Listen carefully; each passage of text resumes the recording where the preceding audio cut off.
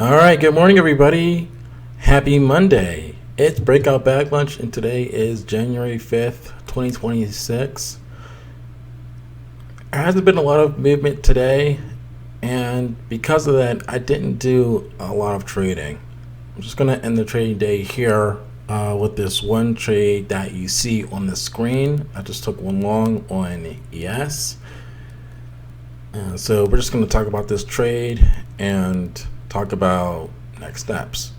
It shouldn't be a long video. All right. So basically, we had a breakout of the 5-minute opening range here. I drew my fib levels, and entered at around 61.8% retracement, that quote-unquote gold pocket area. My entry was at 6939.5, and my original take profit was up here, just so that my take profit was kind of like 1-to-1 with the opening range.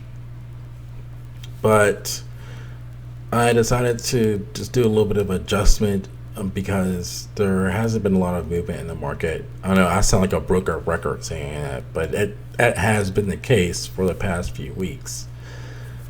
And so because of that, I just moved my take profit down here to this area, and I closed my trade at a $350 profit, as you can see here.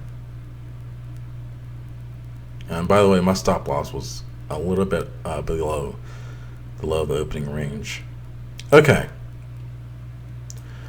I was thinking about taking this trade on gold here. We had a little bounce off the 50% area for the fib retracement and a break of the 5-minute opening range, but I decided just to play it safe. And also, I wanted to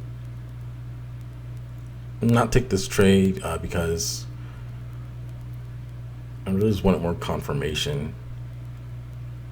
I think, well, I know I didn't really have more confirmation for the ES trade, but gold can get very volatile, and so I decided not to trade it. And that's going to bring us into the two takeaways for today. And one is being able to trade in a sideways market, pretty much. When you have sideways movement, you have to trade momentum strategies like the opening range breakout differently. You have to lower your take profit area, you have to lower your stop area, and you really have to make sure you have good entries. If you want to go long, you really have to make sure you buy at a low, maybe you buy near like a VWAP or an EMA.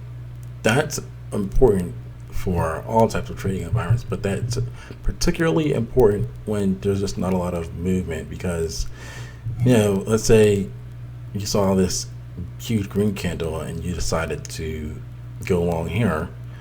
Well, you just be looking at basically fluctuating profit and loss, and the trading day isn't over, so there's still a possibility that this trade could have worked out. But it's also the case that this price action, ES is just going to go lower, and then you end up getting stopped out. But if it's a momentum market, a market with a lot of momentum, the entry still matters, but it doesn't matter as much, because if it's going higher and higher, you can sell at a profit. So you have to be very careful when trading in sideways markets where there's just not a lot of movement to the upside or downside. And the second takeaway is the need for extra confluence, which is something I mentioned earlier. I do have the anchor VWAP here. I have the anchor set to today, and at least what I've noticed, or what I noticed today, is that the price hasn't hit or didn't hit the anchor VWAP when I was trading or on ES, and the same for gold. But I'm gonna keep playing around with this and see what kind of results I get.